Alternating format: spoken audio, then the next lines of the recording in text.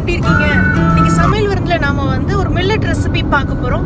Set dosa எப்படி பண்ணுறதுன்னு பார்க்க போகிறோம். அதுக்கு நான் இன்னைக்கு வந்து 2 விதமான மில்லட் நான் யூஸ் பண்ணியிருக்கேன். வாங்க வீடியோக்குள்ளே போகலாம். செட் தோசை எப்படி பண்ணுறதுன்னு பார்க்கலாம்.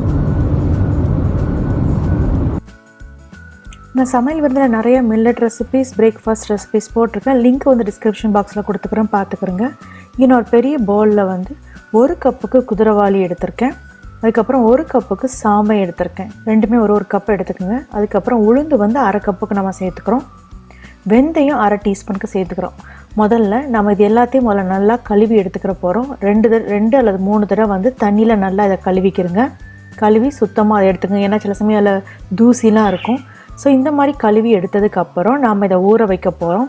இதில் தேவையான அளவு இந்த மில்லட் எல்லாம் மூழ்கிற அளவுக்கு தண்ணி சேர்த்து 4லேருந்து 5 மணி நேரம் இதை நல்லாவே ஊற விடுங்க. நமக்கு இந்த மில்லட் உளுந்து எல்லாமே நல்லா ஊறி வரணும்.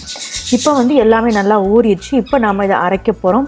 நான் இன்றைக்கி வந்து மிக்சியில் தான் அரைக்கிறேன். நீங்கள் கிரைண்டர்லேயும் அரைச்சிக்கலாம். மிக்சியில் அரைச்சாலுமே ரொம்பவே நல்லா வரும். ஸோ நான் அரைக்கிறதுக்கு முன்னாடி இதில் 1/3 கப்புக்கு அவல் சேர்த்துக்கிறேன். சிகப்பு அவல் சேர்த்துருக்கேன். அப்புறம் 1/3 கப்புக்கு வந்து குக் பண்ண எந்த விதமான ரைஸ்னாலும் நீங்கள் சேர்த்துக்கலாம். அப்புறம் கொஞ்சோண்டு வாட்டர் சேர்த்தா போதும். நமக்கு வந்து திக்கான பேட்டர் வேணும். ரொம்ப தண்ணியான பேட்டர் வந்துடக்கூடாது. அதனால் இந்த அளவுக்கு நமக்கு திக்னஸ் வர அளவுக்கு நீங்கள் தண்ணி சேர்த்து அரைச்சி எடுத்துக்கணும். இந்த அளவு ஸ்மூத்தாக நமக்கு பேட்டர் இருக்கணும். இப்போ நம்ம இதை பவுலுக்கு ட்ரான்ஸ்ஃபர் பண்ணிடலாம். பவுலுக்கு ட்ரான்ஸ்ஃபர் பண்ணிவிட்டு இதில் நீங்கள் உப்பு சேர்த்து மிக்ஸ் பண்ணி வச்சுருங்க. மிக்ஸ் பண்ணிட்டு இதை ஒரு வார்ம் பிளேஸில் வைங்க. இது வந்து நல்லா புளிச்சு நமக்கு வந்து அப்போ தான் செட் தோசைக்கு மாவு நல்லாவே நமக்கு ரெடியாக இருக்கும். இப்போ நீங்கள் ஓவர் நைட் நம்ம நேற்று அரைச்சி வச்சது இது இப்போ பார்த்தோன்னா நமக்கு வந்து நல்லாவே மாவு வந்து ரெடி ஆகிருக்கு. பாருங்கள், மாவு நல்லாவே புளிச்சிருக்கு. இப்போ நம்ம செட் தோசை ஊற்ற ஆரம்பிச்சிடலாம். மாவு ரெடி. இந்த மாதிரி ஒரு பேன் எடுத்துக்கிறோங்க. இதில் நம்ம குழிக்கரண்டியும் ப்ளஸ் அதோட கொஞ்சம் 1 டேபிள் ஸ்பூனும் நான் சேர்த்து ஊற்றிருக்கேன் மாவு.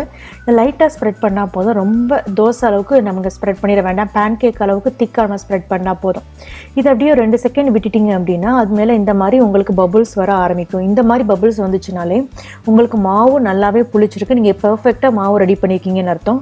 இந்த மாதிரி பபுள்ஸ் வந்த பிறகு நான் இதை மூடி போட்டு ஒரு நிமிஷம் நான் குக் பண்ண விடப்பேன். அப்படி குக் பண்ண விட்டோன்னா மாவு மேலே நல்லா குக் ஆயிரும்.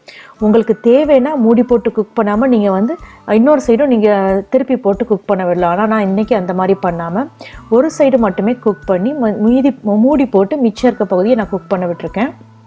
இப்போ செட் தோசை ரெடி ஆயிடுச்சு பாருங்கள். இதே மாதிரி நான் மிச்சம் இருக்க மாவுலையும் நான் செட் தோசை ஊற்றி எடுத்துக்கிற போகிறேன். இப்போ நமக்கு வந்து அருமையான தோசை ரெடி ஆயிடுச்சு. நம்ம இதை ப்ளேஸ் பண்ணிடலாம். இந்த செட் தோசைக்கு வந்து எப்போவுமே சட்னி இதை விட நம்ம குருமாவோ இல்லை நான்வெஜ் கறி எது வச்சு சாப்பிட்டாலுமே அவ்வளோ அமர்க்கலமாக இருக்கும். இங்கே பாருங்கள் நமக்கு எவ்வளோ சாஃப்டாக இருக்குதுன்னு சொல்லிட்டு மாவு நம்ம நல்லா பெர்ஃபெக்டாக அரைச்சாதான் நமக்கு இந்த அளவு செட் தோசை கிடைக்கும். இது நல்லா திக்காக இருக்கனால இது குருமாவோட சாப்பிடும்போது அவ்வளோ டேஸ்டியாகவே இருக்கும். இப்போ ரொம்ப டேஸ்டியான மில்லட் செட் தோசை எப்படி பண்ணுறதுன்னு பார்த்துருப்பீங்க. இந்த செட் தோசைக்கு வந்து சட்னி சாம்பாரை விட குருமாவோ இல்லைன்னா நான்வெஜ் கறி வச்சு சாப்பிட்டா ரொம்பவே நல்லாயிருக்கும். நான் லிங்க் வந்து டிஸ்கிரிப்ஷன் பாக்ஸில் கொடுக்குற நான்வெஜ் கறிக்குள்ள லிங்க் ப்ளஸ் குருமா எப்படி பண்ணுறதுங்கிற லிங்க் வந்து நான் டிஸ்கிரிப்ஷன் பாக்ஸில் கொடுக்குற பார்த்துக்கிறேங்க. இந்த ரெசிபி நீங்களும் ட்ரை பண்ணி பாருங்கள். பார்த்துட்டு உங்கள் கமெண்ட்ஸ் சமையல் விருந்தில் போஸ்ட் பண்ணுங்கள். இந்த வீடியோ உங்களுக்கு பிடிச்சிருந்தா சமையல் வந்து சேனலை லைக் பண்ணுங்கள், ஷேர் பண்ணுங்கள். கூடவே பெல் சிம்பிளை நீங்கள் கிளிக் பண்ணிட்டீங்கன்னா அப்டேட் பண்ணுற வீடியோஸ் உடனே பார்க்கலாம். இன்னொரு வீடியோவில் சந்திக்கலாம்.